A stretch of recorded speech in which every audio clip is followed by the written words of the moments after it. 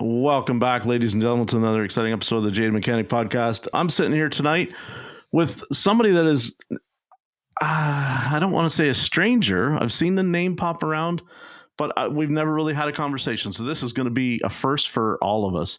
I'm sitting here with Mr. Tom Schearer of Schearer Sales and Service. Tom, how are you tonight, man? I'm great. Thanks for having me, Jeff. Thank you for coming on. You're in Pennsylvania. Yes, sir. Yeah, and we were just talking. You're headed up to Tools in about 3 weeks' time with me, so that's going to be pretty cool. Yeah, looking forward to it. Is this going to be your first time? So I've been there multiple times. Okay. This is we've taken our team with a few members of our team here and there over the past couple of years, but this year will be the first that we're kind of almost everybody's going to be there. Mm-hmm. I think there's one or two that can't make it, but yeah, it's we're investing into getting everybody out there. There's some really good training going on this. They're really building on that. So. Yeah. Now, kind of tell us a little bit about Schearer Sales and Service. What's you say you're bringing 10 people? Yes. Yeah. So it'll be 10 of us there. So Schearer Sales and Service, we are in Allentown, PA. July 6th, it will be 30 years for us in business. Congratulations. So, thank you. We've kind of went all over the spectrum over the years. So we started out Volkswagen Audi only shop. Mm-hmm. We're doing sales, used car sales, service. We had a salvage yard and we did new parts as well. And over the years, a lot has changed with that. We've gotten away from the salvage side and over-the-counter new parts, but we've expanded out at times when, it was tough to get the Volkswagen Audis into the middle of nowhere in our original shop. So we started working on everything. Mm-hmm.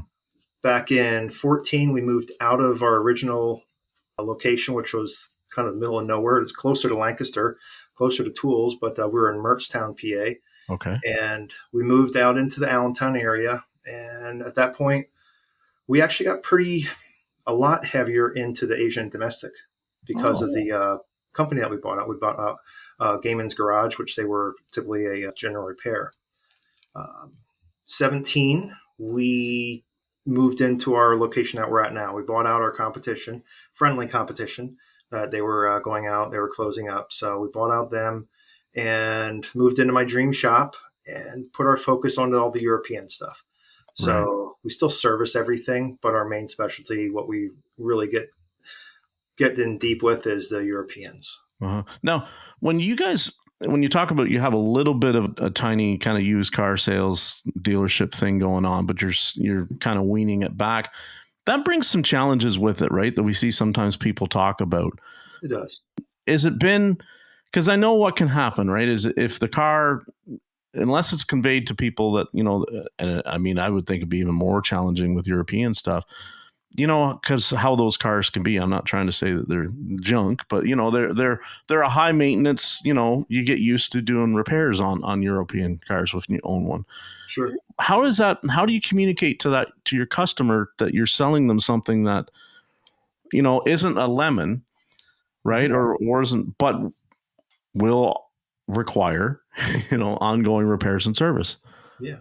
So, Jeff, I'm going to tell you that is one of the big challenges with that side of the business. Yeah. And, I don't want to take anything away from anybody that's in the sales world, because I love that part of the business. And honestly, I'm the only reason that we're still doing a little bit of it. Mm-hmm. If it was up to my daughter, my wife, anybody else in the business, they would have canned it a while ago. Yeah. But, and I always say, when our focus is more on the service side, and our main focus is taking great care of our clients. Mm-hmm. Okay. And I can control the service side of things a lot easier than I can the sales. Yeah. Because, we can control how, the product and everything and what we do, how we do it, why we do it. But when you get into the sales side, used car sales, it's, the thing you're selling is a big question mark. You just don't know. We do our very best. And probably one of my biggest faults with the sales side is because of how in depth I get with the cars. I just go over the top, because I want them to come back for the next service. Yeah. I don't want them to come back because, oh, this light's on or that light's on or it's making this noise or, it's not doing something. So, I go too far with that and end up spending too much money on it. And what happens then? There's no profit at the end of the day. Yeah, because it's challenging, right? You want to build a client base for the shop based on the sale of the car. It's not. Otherwise, I guess you could say we're a European shop and we're selling only, domestics off the front because you don't really care if you want to see them back. But as a European specialty shop, you would want to keep that customer in the family per se. TechMetric is the all-in-one software solution for auto shops. It can do just about anything. How can I build trust with customers? How much? TechMetric can do that. How can I do an inspection faster? TechMetric can do that. How can I make this as painless as possible? TechMetric can do that. How can I run my shop from anywhere? TechMetric can do that.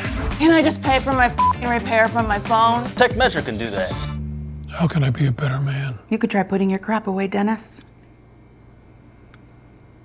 Sometimes you just need to put your crap away. But for shop productivity, increased revenue, and a better customer experience, TechMetric can do that. And I can't, hats off to you. That'd be a challenge. It's a challenge, I think, when I've talked to other people that used to do it.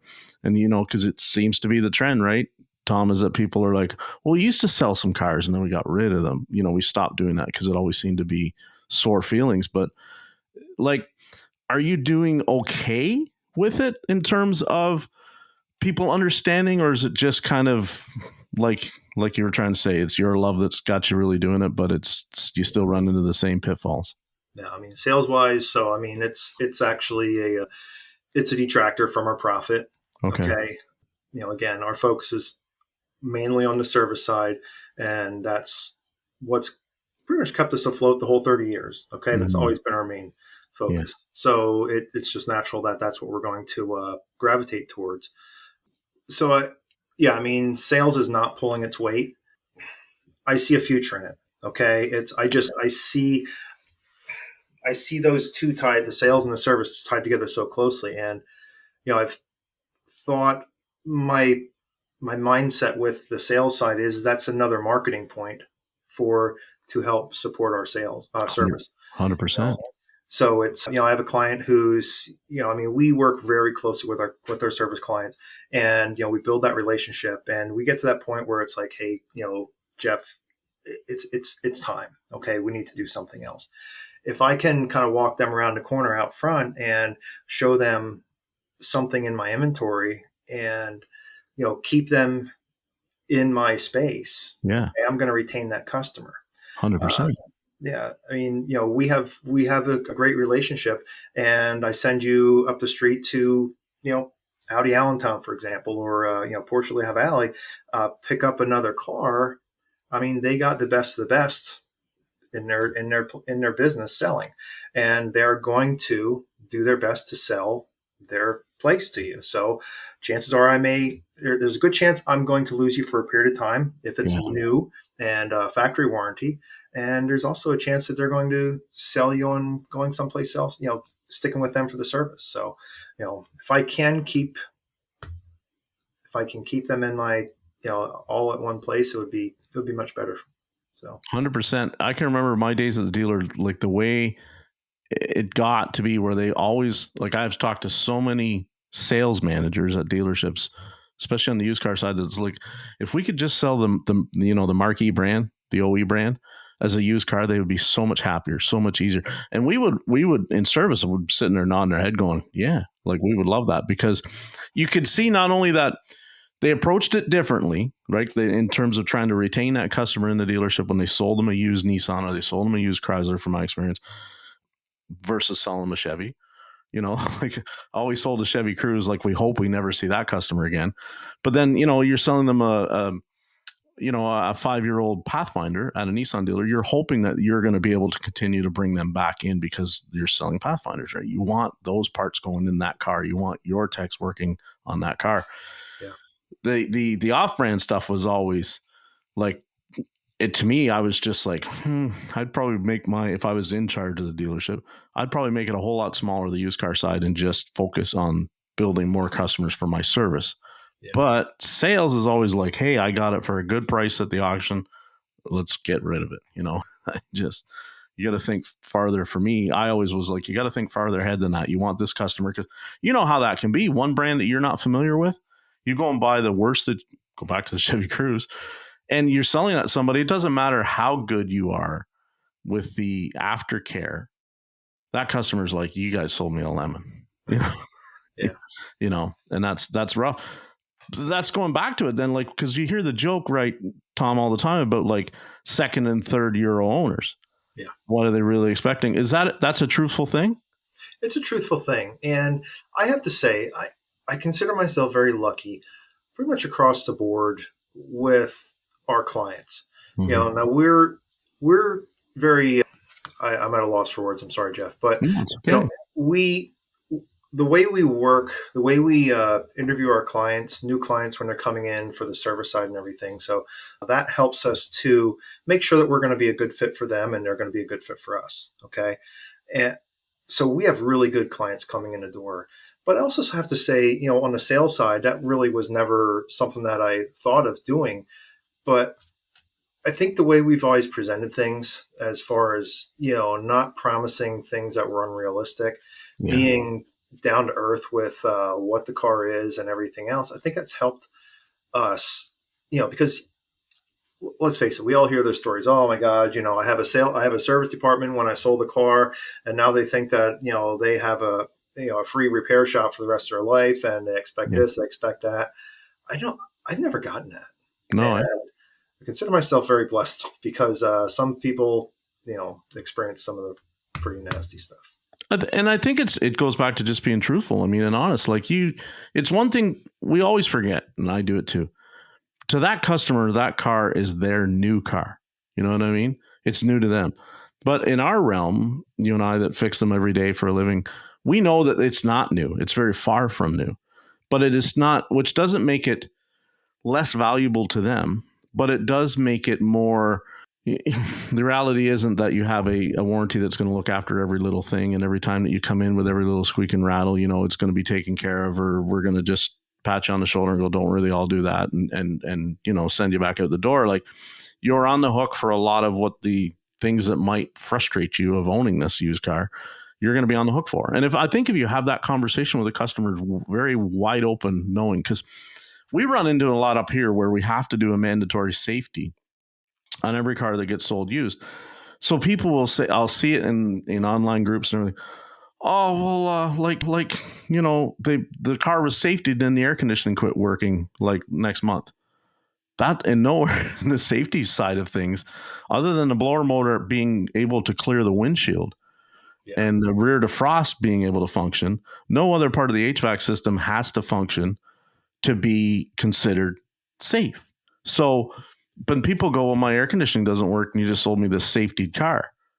We sold you a safety car. We didn't sell you a pre-certified, gone through tip to toe, you know, stem to stern, completely rebuilt car. And that's where we have to get into these conversations about, like, you know, it's not brand new, I guess is what I'm trying to say. So that's where I feel we've always in the industry is dropped the ball, you know, and having that conversation. And we're not selling garbage here, but we are selling something that, you know, you should have a budget for, of unexpected, you know, surprises that will pop up, because they will pop up. Yeah, absolutely. You know, and like you said, it's about being real and communicating properly with your client. And I think that's across the board, just with anything. You know, we can do so much better if we learn to be better communicators. Yeah. Oh, and even if we're not selling used cars, it's the same thing. We're still selling something at the end of the day. And Mr. Dutch hates that. It's about sales. But and Chris Enright, he made a really good post last week in his socials where he said, our industry is terrible communicators. And I have to agree. Like, I've become so much better since taking this upon myself as a project. But it's still, like, I've always been very good about, well, you know, here's my realities as a technician that you, Mrs. or Mr. Customer, might not be aware of. I've always been very good at that. But trying to sell and communicate expectations and value of what it is that is going to occur with your vehicle, I have had to work really hard at, you know, pulling myself back away from this angry person to somebody that can sympathize and explain better and slow down and, you know, seek first to understand, as Lucas says. And it's so important in our industry that we get better at it. I think it trumps right now. I think it trumps even the technical side of what a lot of us have to learn is I think we have to become better communicators before we necessarily become even superstar technical technicians. Yeah, I'd agree with you, Jeff. Yeah. And, to that point, it's just going back to the sales side of things. I mean, we're all salesmen. It doesn't matter what you're doing. If you're a technician, you're selling your confidence to your advisors. 100%. It's, as a manager, you're selling, the dream and the goals to your team. So it's not a bad thing. Okay. Yeah. Can it be a bad thing? Yeah, 100%. Okay. Everything can be bad. But with the understanding of that, and then being able to go in there and being willing to just take the time, communicate better, learn to be a better communicator, like you said, it'll definitely help us out a lot. So where does the love for the European kind of nameplates come from for you? Like, is there yeah. I'm a muscle car guy. I got a 69Z outside. I got a 71 split bumper Camaro. What's under the hood of the Z? The Z is, I just got that. So it's got a 350 in it. It doesn't have the 302. Yeah. The 71's got a 327. Nice. But, so that's where I come from. Uh-huh. But my first job when I was 16, I worked for a man named Ken Miller Auto Sales. And I stripped cars for him in his salvage yard, and he was a Volkswagen Audi shop. Volkswagen Audi, that's all they did. And so a few years later, I can really go deep into this, so I'm going to spare you a lot of time. But I actually ended up going back to work for him. I was frustrated in the automotive world, and I was looking for something else, and he kind of sucked me back in as in the office. Okay. Selling parts, and then I quickly kind of turned into service advisor, manager, and I bought the business from Ken. So my love for European comes from Ken. It's the Volkswagen Audi. It's streetcar wise. Somebody asked me, what do you recommend for a car? My go-to is Volkswagen Audi. Wow. My wife drives a Audi Q7. My daughter drives. Danny drives an Audi A4. Samantha drives a Volkswagen Atlas. So I mean, it's I have my European muscle. So that's a 02 911 turbo. Okay. So that's a lot of adrenaline there. It's a lot of fun. It's funny when you say to me, I would recommend, a Volkswagen, because like so many else in the circles that we run in with put their hand up to be like, oh, I would recommend a Toyota. Right. And but I guess it's what you're familiar with and what you're comfortable with. Like to you, you love the marquee, you love the brand, that I'm going to assume that you probably know a lot of the quirks and the intricacies and stuff and so on and so forth. So for you, what might be a pitfall for a lot of other people, shops, techs, is just day in for you, right? It's just, no big deal. You've been there and done that. So that's pretty cool. Pretty cool. And to that point, there's certain cars that I will not sell, and I will recommend my customers stay far away from, the 09 to 13, well, it was 12, now it's 13, now it's 14, 2.0 turbos, it's, they're a problem. So, I mean, I will not put one of those on my lot to sell, because I will not be responsible for putting that into one of my customers' hands. And I'm very vocal about that.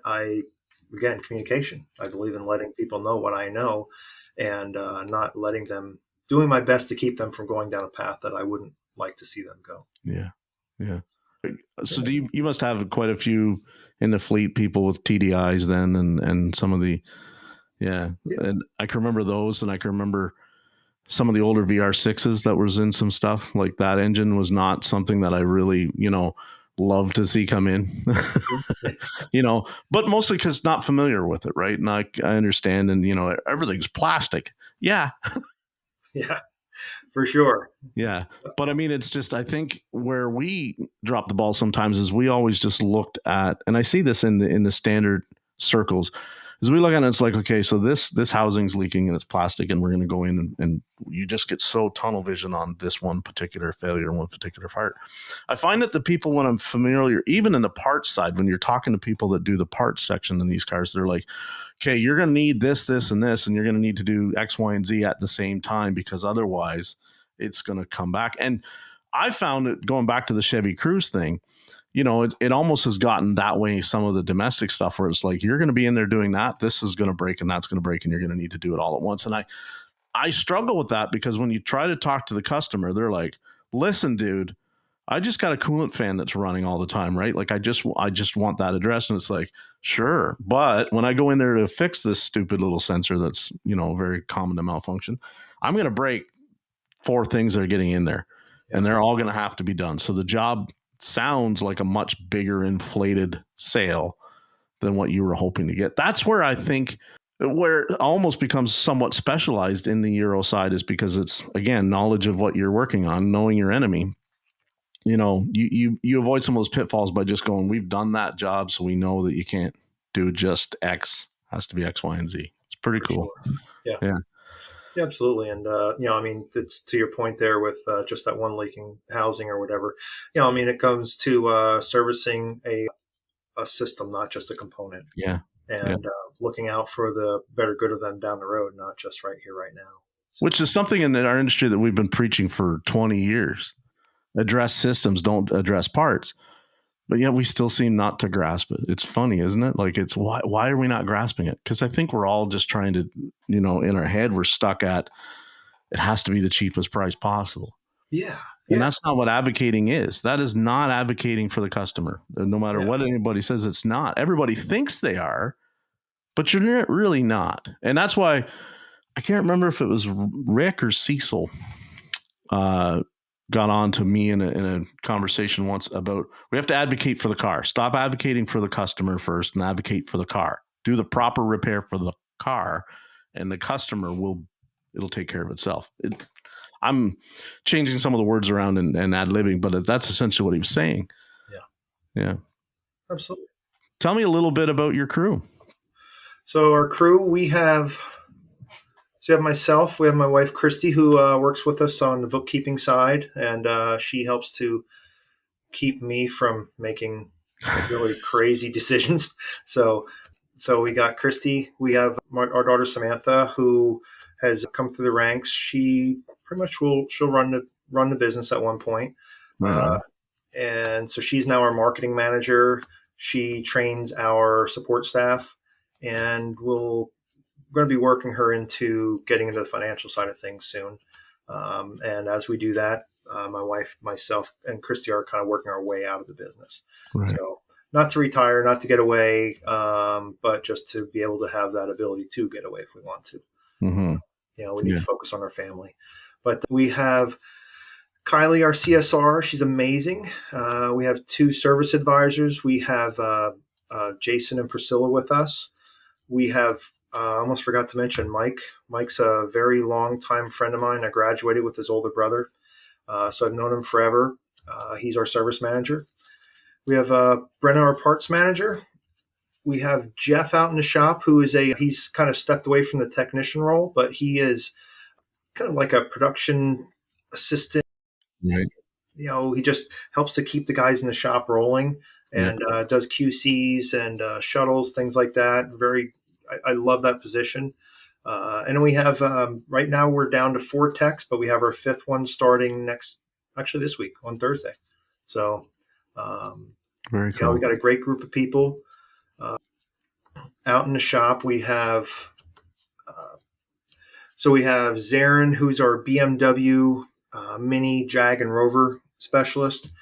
We have Aaron, who comes in with some Asian and domestic experience, but he's actually taken a love for the Mercedes side, so he's going through the ranks with our Mercedes. Wow. We have Ralph, who is our EV specialist and our Volkswagen Audi guy. And then we have Tom, who is our Porsche Audi guy. So, a lot of smarts. A lot of smarts. We got some really, I joke around all the time, but it's real. I just say my team makes me look good every day, and it's the truth. You know, I mean, we're very blessed. We have a really good team. We've worked really hard to get the group that we have, the culture. You know, it's I love it. Yeah. And that can be tough, I know, because like even myself, I've been a tech a long time, like going on 30 years. But I mean, there's just those marquees, those brands, everything that you kind of rhymed off there. I was just like, you know, like, so it's hard sometimes to find, I think, people that are comfortable with those nameplates, right? Like I've said it so many times. For me, it's, can I fix them? Yes, of course. But it's the way I have to like flick my brain to a different channel to kind of understand it, right? Is what's going on and get into that mindset. That's the struggle for me. You know what I mean? Is having to slow down. And what I was working on a 2020 Mercedes CLK this week for an evap problem. And at one point in the service information, essentially, I call it the ESIM because it looks like a Chrysler ESIM, but the leak detection pump, they had it called 3 different names: leak detection pump, fuel tank diagnostic module, and, you know, something else within the same printed service information. And I'm like, wow, like this is, you know, that little things like that. Everybody's listening and laughing. But I mean, that kind of thing like that makes the wheels fall off the cart for me immediately. You know, it's just like, why are they doing it? Because then I don't trust what I'm even reading then at that point, right? Like, am I getting a jumbled mess and it's not really all that accurate? Like, am I reading fake news? And I think what happens is, or what maybe should be, is that a lot of people, if you're going to work on those nameplates, you need to be using OE information.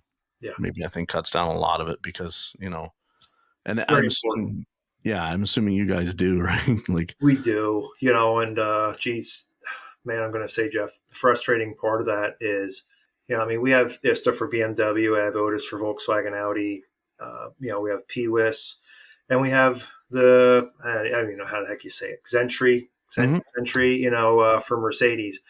And they're sunsetting that tool for us the end of June. So, I mean, I have that thing, maybe 5, 6 years at the most, I think 5. Paid a lot of money for that. So now I got to go and start over, and it's $38,808 and some odd cents. So, but I mean, it's what you need to be able to do to you know, to work on this stuff. You know, I mean, we're doing dealer level diagnostics and repairs here at our shop, and that's what we need. So it's, what are you going to do? You know, it's, if you're serious about it, you're going to invest into it. I mean, is there workarounds? Yeah, of course. You know, I mean, there's other stuff. And, you know, I mean, I'll give a shout out to iScan. I mean, they're really coming into their game with a lot of their abilities and everything. So it's, you know, not to take anything away from any of the other guys, but yeah, I mean, they're really improving upon what the aftermarket tooling will do. But you're still missing out on some of the OE stuff, like the repair information, like the wiring diagrams that you can get, and, you know, all the stuff that people don't think of with that OE tooling. Yeah, you just hit on some big points there. Like, that frustrated me because I'm using an Autel on this, you know, which is a good tool, but I mean, you know, like it's 100% a good tool, but most of my, you know, interpretation about working on it comes from 10 years ago, trying to work on BMWs and Mercedes with just a snap-on tool. You know, there was no Autel yet. Like, launch had just hit and nobody was buying a launch yet. And my shop, he's like, I can still remember my owner. I'm not buying another scan tool if we can't get it done with that. I'm like, well, then we can't get it done with that. And we could get it done, but it wasn't efficient. It wasn't effective. Like, yes, we figured out which coil was still bad as an example or something like that. I mean, you go over to the OBD side and you read the data and you still treat it like a car, but it's a much longer process. And then it just exasperates the problem because the customer is expecting, like, well, the dealer guy knew exactly what was wrong with the car. Yeah. Just like when I was at Chrysler, I knew exactly what was wrong as soon as I scanned it. Like, we hold ourselves to such a high standard of, like, and I had this conversation this week. Well, you know, and I'm not trying to cheer for the dealers or whatever, but I mean, we say that all the time. The customer comes in and goes, well, the dealer guy, he knew exactly what it was going to be. Yeah, because he's done 10 of them that week, you know? Yeah. Whereas we're sitting back going, like, I haven't worked on one of these, you know, the last one was 5 years ago, you and I know how on those nameplates, especially the amount of changes they make in a 5-year run is crazy. Like you said, the Zentry's like not even a 10-year-old tool, and they're going to down it like it's going to be done. Ancient history. Yeah. How does somebody walk into a shop and just start to get comfortable with that tool? Maybe 1 year, and then it's like, hey, we're going to learn something completely new, guys. Yep, here we go, right? Yeah. such is this craziness that we signed up for. And the thing is, and you touched on it there with the Snap One tooling and everything else, and the time that it takes is, for our business, we're looking for efficiencies. We're always looking for what can we do to improve upon our efficiencies for our technicians and make their life easier. We can let's go away from the scan tools for a little bit. Walmec tools. Are you familiar with them? No. Swedish company, I believe. So I bought a number of their products from Apex and Seaman when we were out there last year. Right on. And so basically their tagline is invest in time. Okay. So it's, yes, we really jumped in. We spend a lot of money for a lot of their tools and everything. And man, their stuff is amazing. Could we have gotten that they call Chinesium, kit from Amazon to get the job done? Yeah. It was going to take us, twice as long or 3 times as long. Yeah. Okay. So we're investing into time to be able to do a better job in a shorter amount of time for, basically work for our clients, but also to make it easier for our techs. So are we talking about tooling that's kind of like the engine set tools and, undercar kind of stuff? So yeah, I kind of got off track there. Sorry. No, it's okay. They do.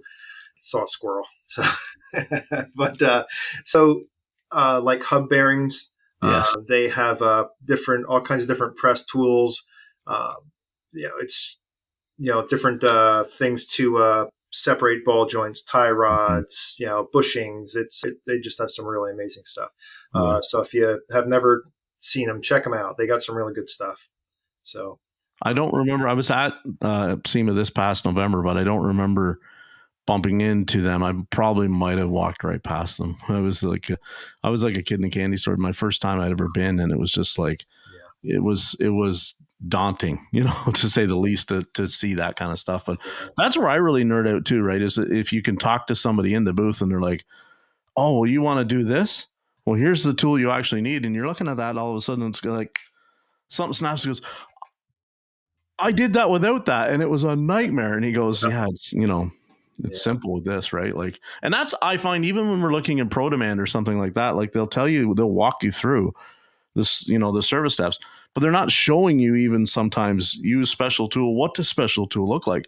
You know what a lot of us are like? If we could get a picture of it, we can recreate it. Yeah, absolutely. They don't even give you the picture, right? It's like, well, what is that? And then you're off to a Google search. And then everybody goes, why did it take so long to do this job? Well, I had to Google search an image, right? Refabricate a tool, get the job done. Oh, shit. We were, 50% efficient on the job. What happened? Well, that's what happened, right? Like, and that's what triggers me sometimes, is because, like, I look at it at the end of the day, the customer is at our facility because they want to be there. Yes. They don't want to be at the dealer. So it really just irks me when we hold ourselves so tight to, it's like we have to do it in the time frame that guy, the dealer, is able to do it at, when he's done 50 of them. We've done 1. Like, what do you feel about that? Do you understand what I'm trying to say? Or is it just like, you're a little more flexible where it's like, listen, we're going to put some extra labor time down because we can't do it as fast as that guy that's done 50. Yeah. I mean, from my point of view, it's, there's definitely, a pro for the dealership. They have all the tools at their fingertips. Did they have the choice? No. They were forced to buy it, but hey, they have all the tools at their fingertips. They have everything. They have everything there, Jeff, to put you and I out of business, but they can't. No, because they don't focus on taking care of the client. So don't show this to any of the dealership people. Because I want to keep my job. So, it's 100% truth, 100%. Yeah. Truth. So, what is it?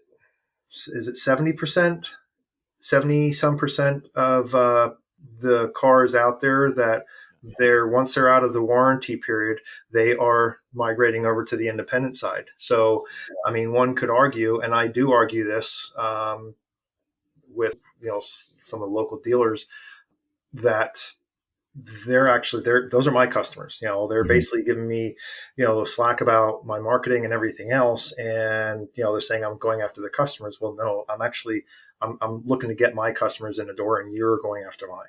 Yeah. So, but no, it's got off track there. I mean, as far as the times and that stuff there, I mean, the labor guides, let's face it, it's a guide. Okay.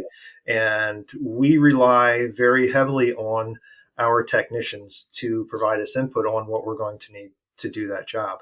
It's part of our process is getting a rough idea on actual time from our technician for that job. And that will help us to determine if we are going to create a win-win-win situation. We need a win for our client, a win for our team, a win for our company, in that order. Okay. And the only time we can have an effect on that is before we sell the job. Okay.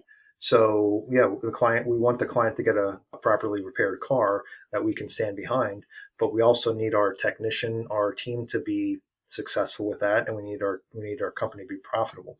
So if we need to add some additional time on there, or get some other tooling or something like that, we're absolutely going to do that. And the key to getting this across to your client is not just saying, well, this is a price, take it or leave it. If you don't like it, get out. That does nothing for anybody. Okay. We're going to come back to communication. It's properly communicating that to our client and letting them know what's going on with this, why we have to do what we're doing, what we're going to do, and what the outcome is going to be. Yeah. And I mean, you're going to get some people that just don't agree, but for the most part, it's they understand it once you explain it to them. I think so. I think that's only fair. And again, it comes back to communication. Now, you kind of said something that made me want to ask some more questions be going on about you. So is it fair to say some of the local dealerships take issues with your marketing? Like, yes. I'll say this: when they're noticing you, right, or noticing us in the aftermarket, and are starting to we are really starting to hit that level of where we need to be, I feel. And I'll say this, like with what you're talking about, they are our customers, right? Because their mindset is still, people heard me say, I sell another car, I replace a customer that I pissed off today, right? Where we do not have that luxury. Do we in the aftermarket lose customers? Yes, we do. Sometimes we overextend ourselves, we overpromise, all that kind of stuff. But we can't just go out and sell another car to generate that customer back. And that's what sales can do at a new car dealer. Good on you for starting to, kick the feathers of them. And because that means you're doing everything well that you should be. You're seen now as a viable alternative, which is what end goal all of us should really be, is a viable, lucrative, financially rewarding alternative. I wish we could get along better, the two sides, because I mean, I'm the guy that's had my foot in both sides forever, for my whole career. I've gone back and forth. And when people go, why can't they? Well, because the dealerships too oftentimes piss off the people that are most important to them, their customers and their staff. And that's how, let's be real, that's how we exist, is because we're able to recruit their techs and we're able to bring their customers over. And it scares me, because if they just tweak it a little bit, it would make it so hard for us. But they're just so bloody, like blinders on. They won't do it. They will not do it. That's why I think we're very safe in I used to think like, the OEs could put us all out of business in a very short period of time, but I'm starting to be where I'm with you in agreement. I don't think they're ever going to get it right. I really don't. No, I don't think it's too bad. Yeah. And to that point, I got to be honest, I would love to have a better relationship with, unfortunately, I'm experiencing this with two dealers right now, two different markets and everything. But one, it's just gotten to a point where it got ugly for a while, and I mean, it's to the point that they were harassing me. So it's wow. On one end, it makes me feel really good, But on the other end, it's like, dude, I've been trying to build a relationship with you for a long time, and this is what I'm getting. Yeah. So, but yeah, it's tough. But now, did it used to be better? The relationship going back and forth between, because I seem to remember as a child, and again, because I had family that had been kind of dabbled in this industry, right? I had uncles and my father were in the auto body collision side of things. And it always seemed like it was commonplace that like the guys down at, say, Joe's Garage were able to call up the dealership and talk to a technician about a car that was maybe relatively new for what they were working on and get some help. And now I feel like those avenues are completely closed off unless you go and find it outside of the network, right? Like if you go and find it on Facebook or something like that. I don't feel like anybody's got a situation too often now where you can call up the dealer and say, hey, and they can call you up and say, hey, you know. Did it yeah, used to be more friendly? I don't feel like I never really had that good of a relationship Okay. across the board that I can really recall. I mean, there's been times when we've reached out and everything, but we've also had them, different dealers reach out to us for markets that they're not covering. But I mean, I hear it. A good friend of mine has a local Porsche shop. I mean, he's got a amazing relationship with one of the techs down the street from me, Right. and if I tried, that wouldn't work so well for me. Okay, so I don't know where that bond started, with them, but it's a great one. They're very good friends, and they help each other out a lot. I think maybe that's where it came from. Our friends outside before, but I wish we would have that type of relationship. Yeah. You know, When you're so when you're staffing, do you look at dealership technicians or dealership, advisors or whatever as like they're a no touch for you, or do you see them as like an advantage because they've got a lot of experience on the marquee brands and I'll say it, factory training? yeah. So I mean, I look at both aspects. The younger kid Ryan, who's coming in to start with us on Thursday, amazing, 23-year-old. Fairly new to the business, but I mean, just super smart kid. Not just as far as the cars, but just well educated, speaks well. He's coming from Nissan, okay, to Right. work at my European shop. Okay, we've hired out of some of the local dealers and everything, and typically if I know where they're coming from, I'll basically, for example, spoke to a technician about 8-10 months ago from the dealer down the street, and he just wanted to talk to us. He's basically airing some frustrations about what's going on down there. I knew he wasn't a fit for us. Okay. Okay. So basically, rather than just saying, no, I'm not interested, we kind of turned this around and say, listen, what's going on down there? What can you do differently? And, kind of send him out the door with a handful of things. Hey, why don't you go talk to your manager about this?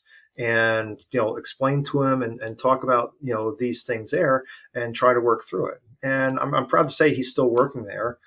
And by the way, that's the dealership that I said was harassing. That's the one. Okay. So, Wow. Yeah. so I mean, it's not like I'm out there to, do anything unjust to them or anything like that. I mean, I just kind of sent somebody back there and, I feel like I helped them, I would agree. Yeah, they're going to lose a technician, which we know in the shortage is going to really hurt them. Yeah. Like, and then to be able to give him some perspective to go back there and say, listen, it might not all be terrible. Some of it might be on you. But then at the same time, suggest to them that, like, if you're struggling with this and that, what about adopting this process or that process, or why, I'm known for asking a lot of questions. And sometimes it's like, even when somebody doesn't want to hear me ask another question, I'm known to ask it because and it isn't to challenge. It's more to understand. It seems to be, I'm almost on a quest for knowledge about why the thing is done that way. Right. Because then it's not to say it's done wrong. It's just, I have to know the why to understand then how you want it done. Yeah. And then, it may make no sense to me. And then I'll probably come to an impasse where it's like, okay, I'm going to do me. Yeah. But as soon as I find out, like, there's been so many good answers that as soon as somebody told me the why, not just do it this way, that has been so powerful me in opening up other avenues and made me a much better technician. It was key, but it was like, why do we do it that way? Why? Right. Yeah. You know, and it's tough. It's tough. For sure. And I mean, we talked about, bringing in people from dealerships and everything else. Typically if I have somebody that's coming in that, if I know they're coming from some place that they're really going to put a hurting on them to leave, Mm-hmm. I'm not going to, I can't jeopardize the potential relationship between that applicant by reaching out to them and saying, hey, just so you know, your guy's doing this, Yeah. But I am going to kind of point them back, say, listen, have you talked to, your manager or your boss about this? Do they know what's going on? And, because man, it's like, I know what it'll feel like for me if, one of my, Mm-hmm. I mean, any one of my team would leave, because I rely on them heavily. They're a great group of people. So it's not just always about stealing somebody. I honestly, I just despise that thought process. Of I'm going to go and steal a tech. I'm going to hold a training so I can steal a tech. What the hell are you doing? Sorry, what are you doing? But I get it. But yeah, I mean, it's to help. Yeah, I mean, yeah, you can look at it for yourself, but what about the other place? It's potentially putting a good hurting on them. And some are going to say, listen, whether it's for you or somebody else, I'm leaving there, and at that point, okay, I get it, Mm-hmm. but I still think it would be good to communicate. Again, going back to the communication. Yeah. There's a problem. Give me 1 second to communicate. I got to just pause this. I got to move my puppy. She's like starting to whine and pick it up in the background. So I'll go, just hold on 1 sec. Sounds great. So you touched on something really interesting and it made me think, because around here for a long time, we had 2 Chrysler dealers and they had a policy where if a technician had worked at one and came to apply at the other, they wouldn't hire him or her. And it was about the only handshake agreement I think that they had between the two of them. Otherwise, they would have stepped on each other's throat. But that was just something that I know for a fact that they did, because it became always, door rate would go up $5, pay would go up 50 cents. Immediately they were walking in, and if the 50 cents wasn't there, they were flagging shoving the resume across the street, making a phone call. Yeah. We need to get past that in this industry. Like I've said more than once, I think sometimes it's like we should poach talent if you really need it. But, like I would counter also with, what are you really getting when you're getting that person, right? That is willing to jump for 50 cents. Like, are they really the asset that you want? Yeah. And, I mean, a lot of times there's a lot of the technicians that have come to me. I shouldn't say a lot of them. I've had a few over the years that have come to me, and they basically took a pay cut to come and work for Schearer. Wow. Okay. And it's, what we come to the conclusion is it's not always about the money. It's about the atmosphere. It's about, the culture. I mean, when you talk to Tom, the other Tom at Schearer, I called him Old Tom because he's a couple years older than me. But I say I'm cool Tom, he's old Tom. But super, really great guy. I mean, just to hear him talk about how he feels about being with us and the difference in the working environment from where he was to where he is now and everything, it makes me feel really good that I have the ability to offer that type of atmosphere and environment for my team, and that opportunity. So it's not always just about the money, it's and I mean, it's this, I don't know what the heck you want to call it, fable, whatever, that for years, like, well, us independents, we can't touch the dealership. We can't do what they do. Well, I mean, just look at, we pay 100% of our team's health insurance. Okay. What person at the dealership have you heard of, almost ever, that 100% of their health insurance was covered? No. It just doesn't happen. But we do that, and we offer so many different perks and benefits that the dealer doesn't. So it's not always about the money. For us, we are a performance-based shop. So, I mean, I know people will frown upon that. I know Dutch is definitely against that and everything. And hey, I respect the hell out of Dutch. I mean, but it's what we do. I mean, and us as owners, I mean, we're the ultimate performance-based pay. I get that from Rick White said that a lot, and he's right. I mean, hey, if the company doesn't perform, we don't get paid, right? Mm-hmm. But when we're bringing people in, we're providing them that avenue to be able to make the earnings, that the wages that they're looking for through production and performance. Okay, we're not going to just throw a big dollar amount out there and say, hey, yeah, come and let's hope that you work. No, you got to earn your rent. Just like we talk about with our vendors with contracts. We don't want a contract. We want them to earn their rent every month. And I find that's the wrinkle that a lot of people are getting at, is they're looking at it just from an hourly pay standpoint, right? I've said it so many times, every local shop to me thinks that if they pay straight time, the same hourly rate that you'd make at the dealer, that you're, heaven on earth for a tech, because you don't have to flat rate them. The reality is some of the time what you end up working on, is like the flat rate time would have worked when that car was 10 years older or 10 years newer. Now it's 10 years old, and it's like, so you're not flat rating me, but you're still holding me to the same labor time. There's no been matrix put in. None of this, going back to, like we said, allowing, extra time for age, decay, modification, so on and so forth. So everybody goes, oh, I'm paying you. It doesn't matter, dude. Like, if I can't hit 8 to 10 consistently for you, and it's got nothing to do with me, and it's on the fact that we're not charging enough for the jobs that are coming in here, I'm going to look like crap to you no matter what comes through the door, because we're not looking at the big picture here. We're looking through this little narrow scope of, I can't charge more than that. And it's crap. It's BS. It's because I know at the dealer, we all had our labor times, but we also knew, and I have to say it always this way, there were some jobs that we didn't charge the full amount because we could do them so fast that we all, eventually the advisor would say, can we charge Ms. Smith 5 instead of 6.2? And we all went, yeah, I can do it in 3. 5 will work. Yeah. And then that became the new standard. Right. And then there were other jobs where we went, there's no way I can do that job in 3.4. It's taken me 4.5 every time I've ever done it. I need 4.5. And that's how it goes. And it's that little thing of everybody, as soon as you start to talk about, like, I need more time, everybody assumes the tech out there is going to double it. Yeah. And let's be real, there's some cases where you should double it. Mm-hmm. If you see some people's metric, by the time they put it in at so many per year, it ends up double.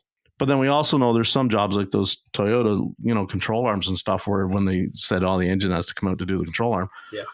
Like, you don't have to charge the full amount. Right. Exactly. Yeah. I mean, it's at some point you're taking advantage, and, and to that point with the, I feel very strongly that proper communication between, whatever you want to call it, techs, advisors, front of house, back of house, whatever, is going to help with things. So, if we have that job that's, bills 4.5 hours, but we know it's going to take us 6, we're billing 6. Yeah. And we're going to educate our customer on that.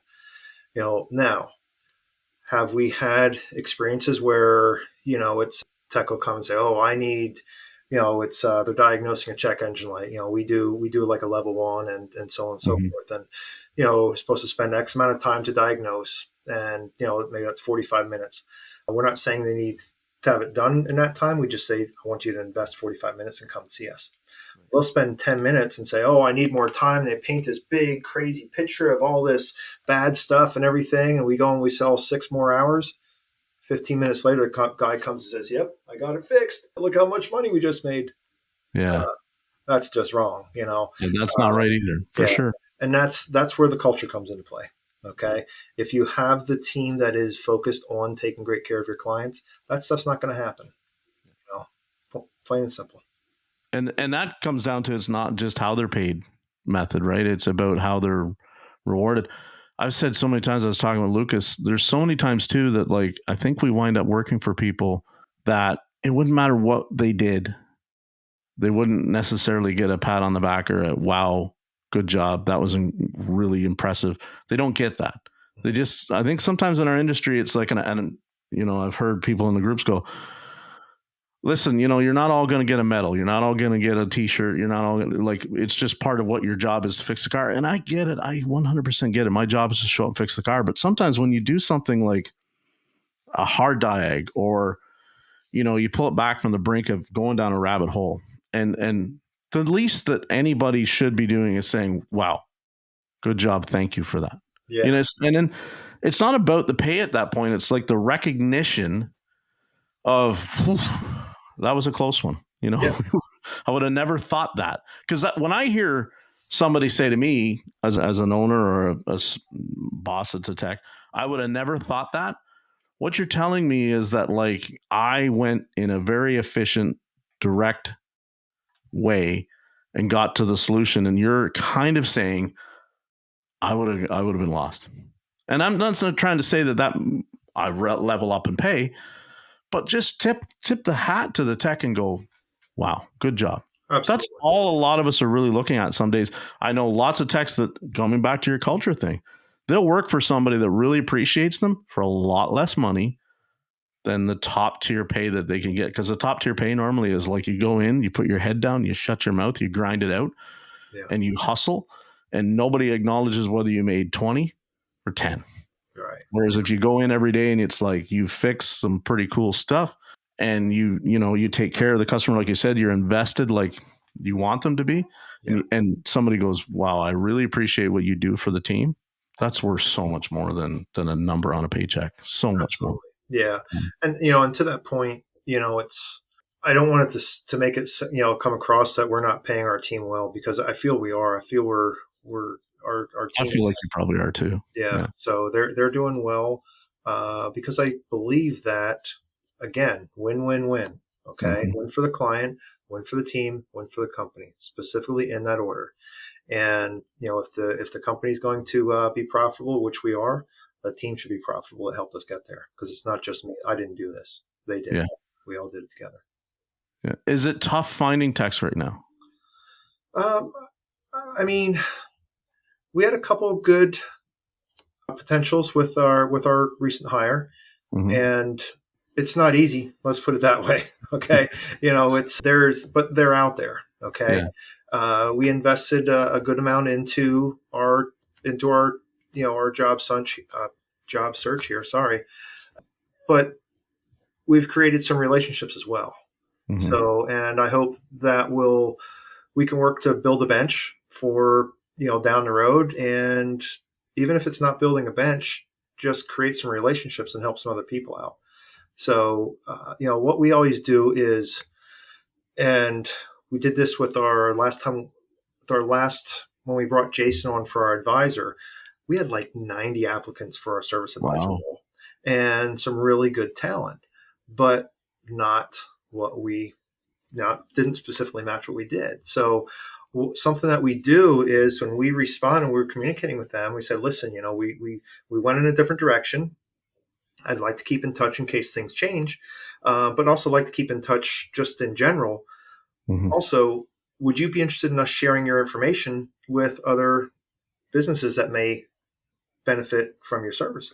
And I mean, I got responses back from that, like, yeah, screw you, dude, you're missing out. No, but I mean, other people are very appreciative of that. Yeah. So, then, I hear of, one of the shops around us that's hiring, or they're looking for something specific. I can say, hey, check this guy out.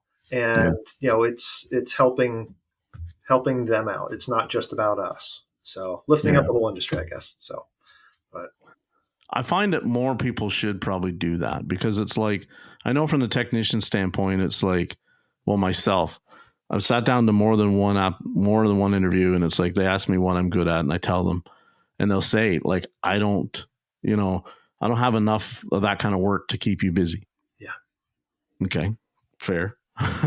And it's like, but I never get a call from somebody else going, I heard this about you. Would you be interested in coming in? Like, and I'm not, listen, I understand it. Most shop owners are so busy that it's like, they don't have time to be doing the placement networking for people that don't even hire. Yeah. But it would be something that I think if a lot more people just slowed down and thought about, because it's like, I think we're all a fit for somebody.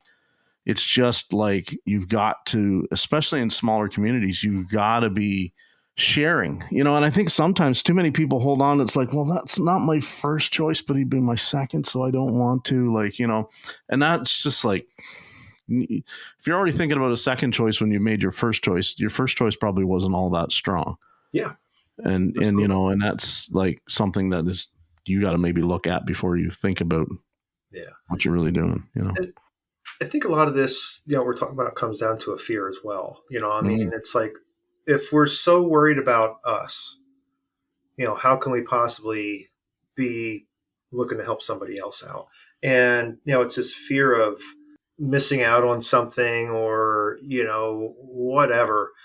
And I think once we get past that mindset and just look at working with each other to help each other out, lift each other up, support each other. It's part of the rules of engagement with our company and everything. But if we could put that outside with our, professional relationships, it could help us out and realize that people can help us, not hurt us. Yeah.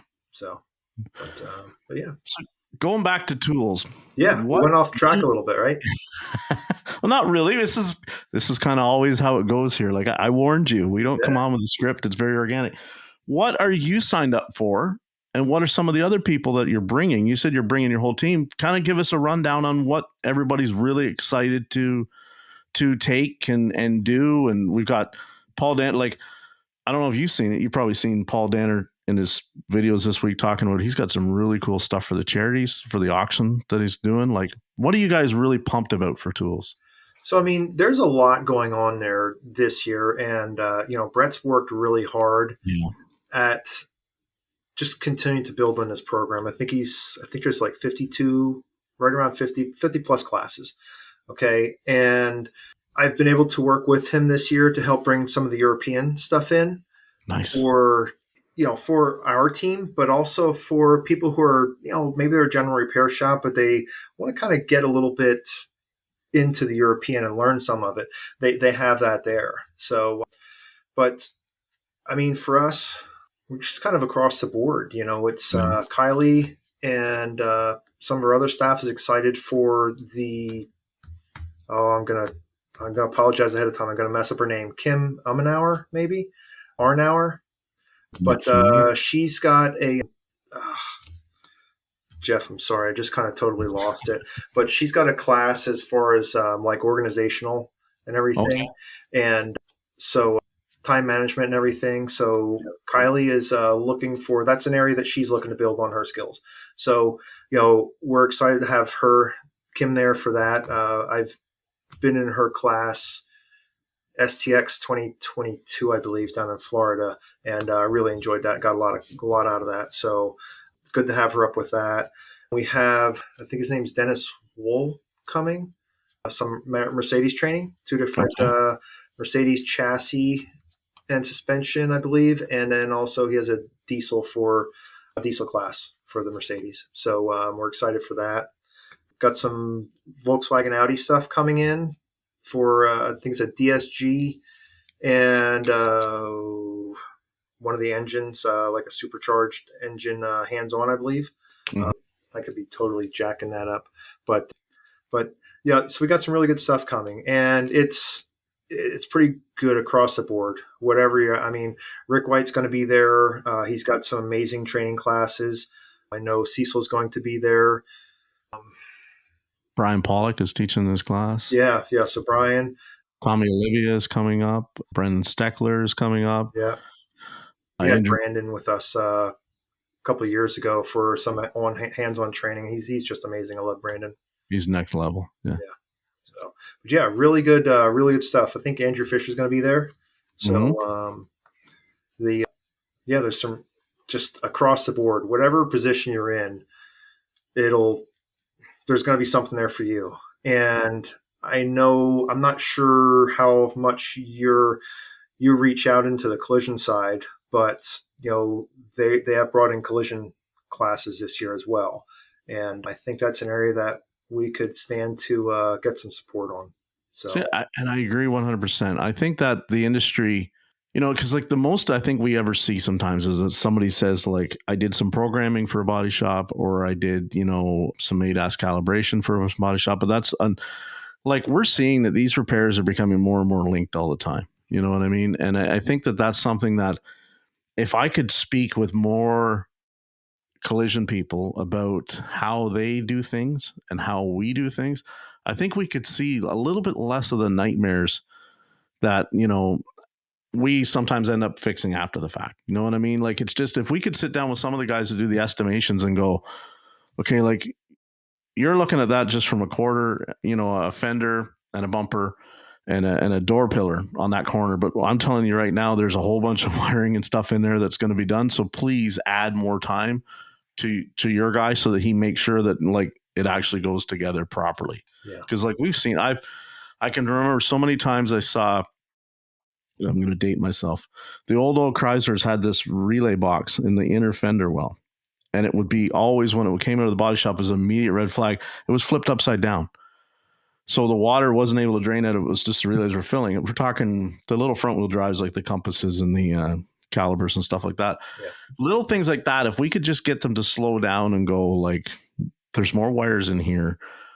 You guys have to take a little more time. I think we would get a much better repair done for everybody at the end of it all. You know what I mean? Like, it's just, because they got some huge liabilities coming up in their industry with the way the ADAS and all that kind of stuff that is going, right? And I mean, we have it too, but so many times it's like they're bearing the brunt of it because, if they don't do their due diligence, we are handed something that we can't fix. And then it's like, what do we do? Well, the car goes to the junkyard, right? Because, or worse, kind of the stuff that Keith Perkins talked about, like where that guy's, in there putting resistors in to shut airbag lights off. Like, yeah.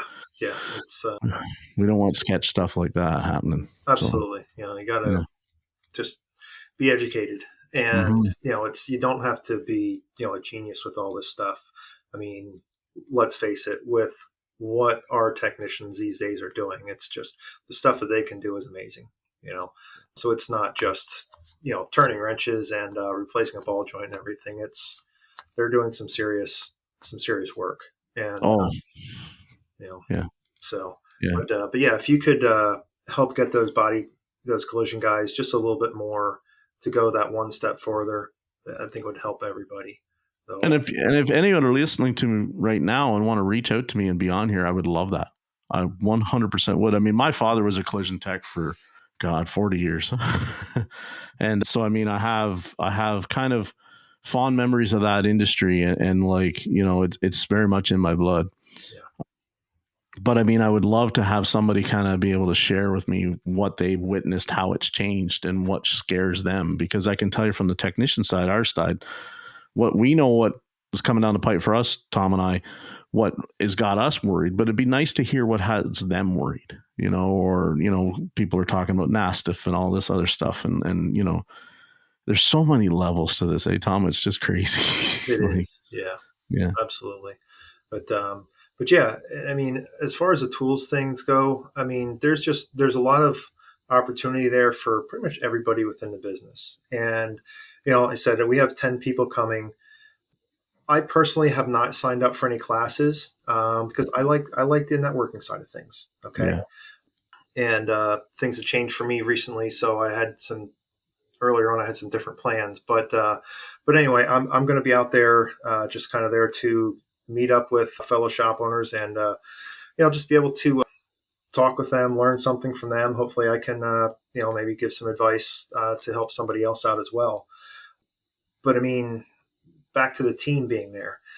One of the things that we do within our company, and I have to admit, we need to get better at it, but, we'll invest into, a big training. When we love going to STX, and they've supported us very well. They featured us last year down at Nashville, as far as for the opening ceremonies and everything for our commitment to, our training for our company. But, so, we'll send, Aaron, for example, is going to be in the diesel Mercedes class, and Ralph Asher, who is he kind of backs Aaron up with the Sprinter stuff. He's going to be in that class as well. So they're going to be the ones getting the main meat and potatoes, right? But then what we're going to do is we're going to come back to the shop and we're going to have them present and teach what they learned to the rest of the team. Yeah. So basically, we're going to do some cross training. And what that's going to do is going to help solidify what they learned, because they're going to learn by teaching. Okay. So they're going to get more out of it. Plus, it's going to sprinkle a little bit of that knowledge onto the rest of the team. Yeah. And so it's not just that one person now. Okay. I feel it's just a really strong thing to do that can, again, to work with building up your team and becoming great to take care of your clients. So that's one thing that I focus on, that I think is really important. So, you can all come back, you can all learn a little bit more, you can share that knowledge with the rest of your team, and you can lift each other up. Yeah, because we've heard them say, Tom, that it's like, well, we went to the event and I sat through this really great class, and then I came back and I never implemented it. And I think that has a lot to do with just what you said. We don't immediately come back and teach it to somebody else. Yes, it would be great if everybody in your team could all attend the same classes and everybody comes out, but it's not feasible, and it's not really as effective as if somebody comes back and goes, okay, well, for say the advisor is sitting in on a class that now your tech is teaching on a system, on a car that you service a lot. That's key information for that advisor to hear, to know when the customer might be coming in with that complaint of how in depth it really is, or how and same, the advisor is going to sit down and they've had this wonderful class and they've taken it on, proper utilization of a DVI. That should be taught very well to everybody in the process, because it has to become part of the process. I think that's where some of these training events get a bum rap, is because we attend it and we think that that's all we have to do, is we just have to attend. Yeah. And then, we take a little bit of nugget out of here and a little bit of nugget out of there, and suddenly our world's changed. We have to come back and work just as hard to implement what we learned. Yeah. Daily, immediately when we get back, or else we're going to forget. We revert back to the way we've always done.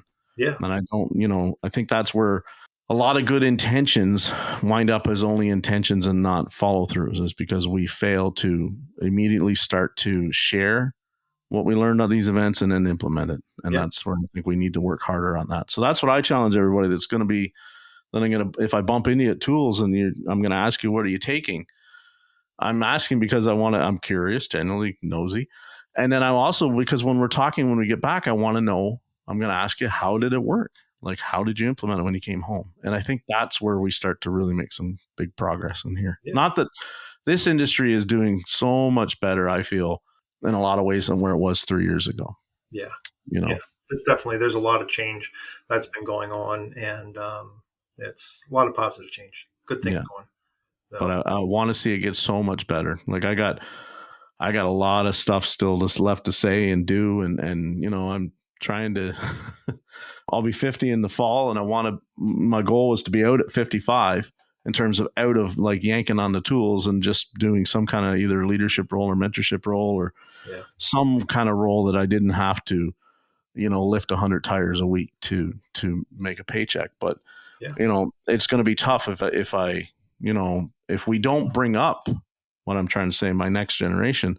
I'll be doing this till I'm 60, because, the money will just keep getting better and better for me to keep doing it. Yeah. And then, that's the other thing too, is, we want to share this love that we have. I mean, this has been a good industry for you.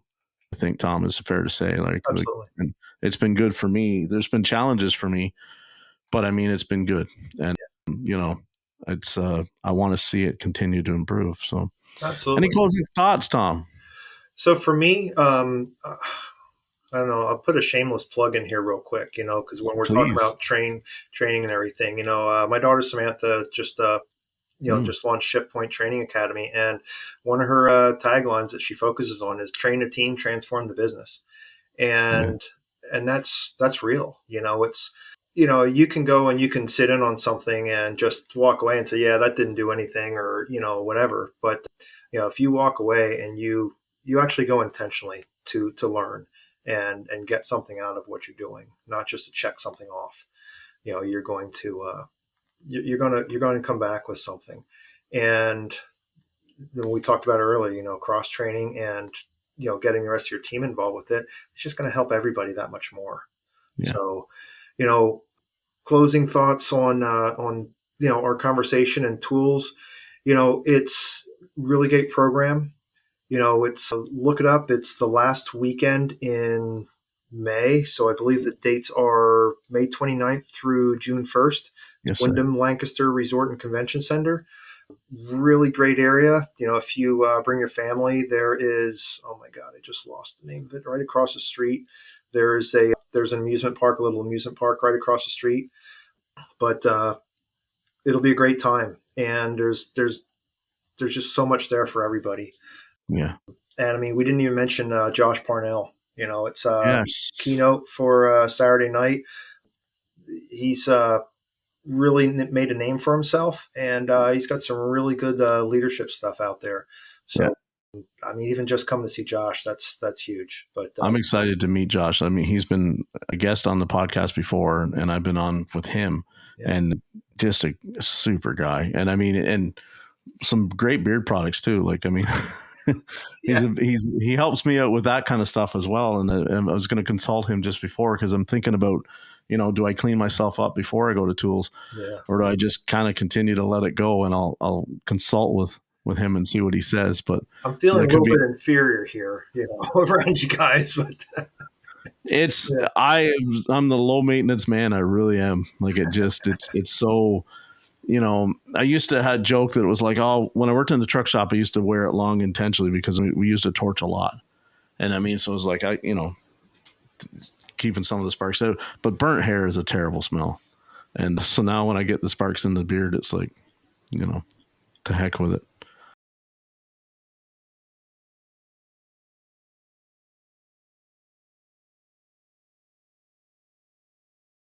Thank you. I appreciate those kind words. Yeah, I'm excited. So everybody, it's May 29th to June 1st. It's in Lancaster, PA. Scanner Dan or myself will be there. Tom's going to be there. Lots of people that are in the know are going to be at Mr. Brett's event. So I think people that are listening to this, try and make it down. Seriously. I think you're really going to have a good time if you can. And it's not that far away for people that are up in our neighborhood. I'm in Canada, so it's a 6-hour drive. But I mean, if you're in the north, think about making the trip. It's New York to Pennsylvania is not that far. And, there's lots of good opportunity for there. You're not driving in the middle of winter. So no excuses of that. You're not battling hurricanes. Like, let's make the trip. Let's have a good time. So, Tom, thank you. You're very welcome. Thank you for having me on there. Yeah, have a great week. We'll talk to everybody soon, okay? Thank you. Love yous all.